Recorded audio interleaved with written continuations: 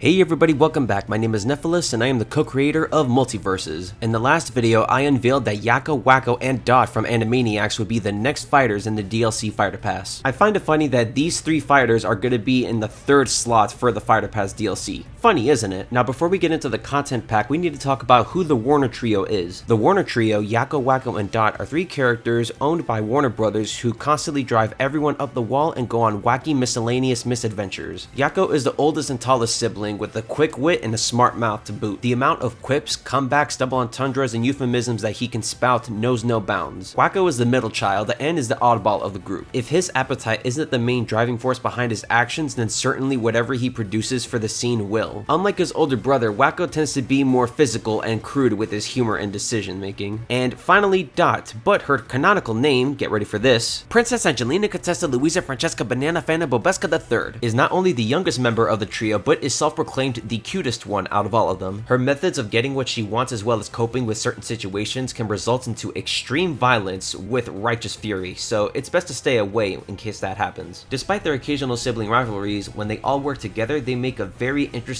unique, and chaotic group of kids. Kids that can break the fourth wall with finesse and intrigue. Now that we know a little bit about the Warner Trio, it's time to go into part 1 of the content pack breakdown. If you notice, some of the moves may look a little bit off or a little bit weird, mainly because this is a trio of characters for each move, so I'll elaborate a little bit more once we get into the actual breakdown. And one more thing, if you guys can like and subscribe right now, we maybe, and I mean maybe, talk to Disney Channel to see if we can make an alternate costume for Yakko, Wakko, and Dot to be Mickey Mouse, Minnie Mouse, and Oswald. But I mean, this is Disney we're talking about, so my chances are very low, but not impossible. So come join the Warner Brothers and the Warner sister Dot, sit back, relax, and enjoy the move breakdown. Their idle animation has them standing close together, looking around, getting ready for some action and wacky antics. Their walk animation is nothing special, all three of them just strut forward. Their run animation is reminiscent of the intro cutscene where they are running away from security. Their jump animation is reminiscent of the intro cutscene where they jump off the water tower and ricochet off the ground. The double jump animation also has inspiration from them jumping off the water tower, only this time the animation gets inspiration from the second time they bounce off the ground. And finally, their shield animation has both Yakko and Wakko holding up Warner Brothers shaped shields on both sides, while Dot stands in the middle. Now onto the attacks. Their dash attack is Battering Ram, where they will hold Wakko and ram him into the opponent as hard as they can. At higher percents, it's good for launching opponents. The jab attack is called Triple Whammy, where, if used in succession, Yakko will start off throwing a left hook, Wakko will throw a right one, followed by Dot throwing a left one again. Forward tilt is called Pay Attention, where Yakko will pull out a pointer and poke it right at the enemy. This is reminiscent of the Yakko's World sing-along song. Down tilt is called Catcher Swipe, where Dot will pull out a butterfly net and try to sweep at the opponent's feet. Up tilt is Wakko Wallop, where Wakko will pull out a hammer and swing it upward. On to smash attacks. Side smash is the pun gun, where Dot will pull out the pun gun and charge it up to unleash a powerful blast. If the side smash is fully charged and unleashed on the opponent, they will be momentarily paralyzed and allow the user to get a quick follow-up. But it is only a 1 in 3 chance of this happening, just to prevent players from spamming it. Up smash is Belch, where Wakko will point to the skies and unleash the biggest belch he can. It also has a very wide range to cover. Down smash is Mic Drop, where all three of the characters will drop mics, causing a shockwave on both sides. This is reminiscent of the rap battle scene in the new season. On to the aerial attacks. Neutral air is Cartoon Violence, where, if landed correctly, a white cloud will appear as the Warner Trio gangs up on anybody who is within the radius. Back air is called Cute Kick, where Yakko and Wakko will grab Dot's arms and swing her back as hard as they can. Forward air is Pucker Up, where Yakko will kiss the opponent. It's weak in power, but is good for strings and combos. Up air is Maniac Attack, where the Warner Trio will stretch out their arms as wide as they can upward. This is reminiscent of them sticking out their arms in the intro sequence. Down air is Anvil, where the Warner Trio will hold on for dear life as an anvil will come crashing down and spike anybody underneath it. Now onto the special attacks. Neutral special is Chow Time, where Wakko will take the opponent and munch on them. With every successful munch, Wakko will deal a little bit of damage that stacks up, and if they press the neutral special button again, they will chuck the opponent outward. However, opponents can escape Wakko's mouth if players get too greedy, and this is usually more effective at lower percents, so the less damage the opponent has, the more bites that the user can utilize. Side special is Zeus's Wrath, where Yakko will pull out a bolt of lightning and chuck it at the opponent, which can be charged at different levels for different variations of damage and knockback. And finally, down special is Fourth 4th wall break. This move has 2 seconds of charge time, but if landed successfully, they will smack the opponents into the screen, cracking it, and whatever damage the opponent has, it will be multiplied by 2. However, if this move is countered, then the Warner Trio's overall damage will be multiplied by 3, as opposed to the opponent's 2. It has high risk and high reward, and as a little bonus, whoever is on the receiving end of this attack will be momentarily paralyzed, allowing the successor to follow up. Then is up B, the water tower.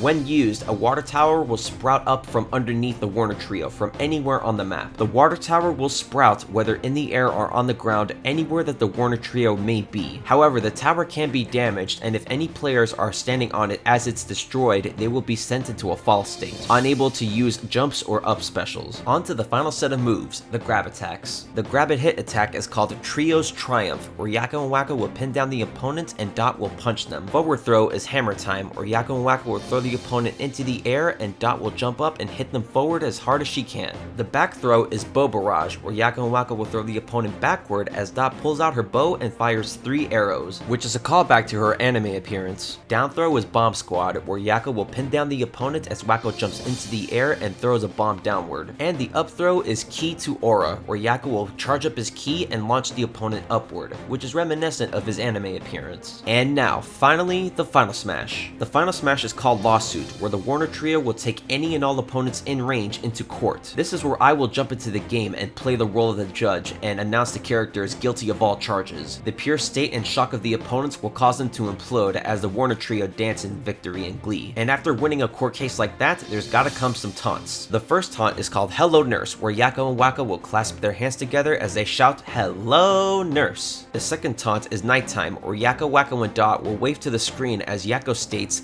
"Good night, everybody." The final taunt is Commentary. The closest opponent to the trio will have either Yakko, Wakko, or Dot make a comment about them. And with that comes the conclusion of the first part of the content pack. Now we will move on to the cosmetics. As you can see here, we have a good mix of old and new costumes, so let's dive into it. Costume 1 is the classic look. It shows Yakko, Wakko, and Dot in their purest forms. Costume 2 is Trick or Treat. Yakko wears a suit and a top hat, Wakko wears a superhero costume, and Dot fittingly wears a princess outfit. Costume 3 is Medical Professionals, where all 3 of them will wear doctor's attire. Costume 4 is One of a Kind, where they will all wear the same outfits as their musical number, There's Only One of You. Costume 5 is Trainees, where they will all wear the detective outfits from the Warner She Wrote episode. Costume 6 is Grease Lightning, where they will all wear Greek-inspired outfits from the new series as well as a reference to the side special. Costume 7 is Reminiscence, where they will all have a black and white color palette as a tribute to the cartoons of the late 1930s, with red noses. The final costume is Animaniacs, where they will all have their familiar anime looks from the 2020 reboot. Since the Animaniacs are owned by Warner Brothers and there's so many different characters on the show, we decided to make the Warner Brothers Studios lot as the main stage. Not only will you get to see many familiar faces walking in the background, including Peeking at the Brain, the Good Feathers, Buttons and Mindy, and many more, but you will also be able to see characters who are in the game walking in the background, including Scorpion, Scooby-Doo, or even Gandalf. And as DLC continues to be pumped out, those characters will also show up in the background in due time. Now, with a good stage must come good music, and I am happy to say that we have 30 songs, including those from the TV series, video games, and several original remixes. Some of these songs include the main themes, both the original and the 2020 version, a Yakko's World battle mix, and even remixes of several themes from the old Animaniacs video game, including a boss theme orchestral remix and a final boss remix, as well as Studio 5.3. And with that comes the conclusion of the Warner Trio content pack. You can get all this content bundled in for $24.99, or you can get this pack separately for $4.99 if you wish to do so. Now, before I announce the next fighter, I want everyone to know that after this, I know a lot of people want me to do in-depth analysis on characters that I put in my Everybody Is Here Fighter Pass video, so I will do that. But I need to get through these 2 videos first, and then it's all fair game from there. Now, the way that this Fighter Pass is supposed to work is that whoever gets the most amount of votes in the comments, they will be in the next video so long as they are owned or published by Warner Brothers or any of its subsidiaries. But since there was little to no support for new characters for the 4th spot, I decided this is going to be my personal pick. So with that being said, thank you very much for watching. I hope you enjoyed.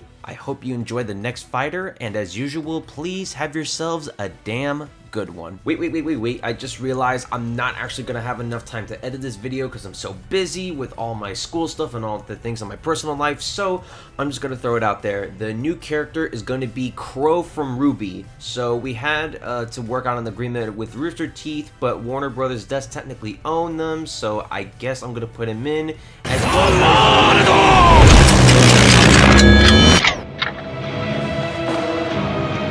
次は丈太郎貴様だやろ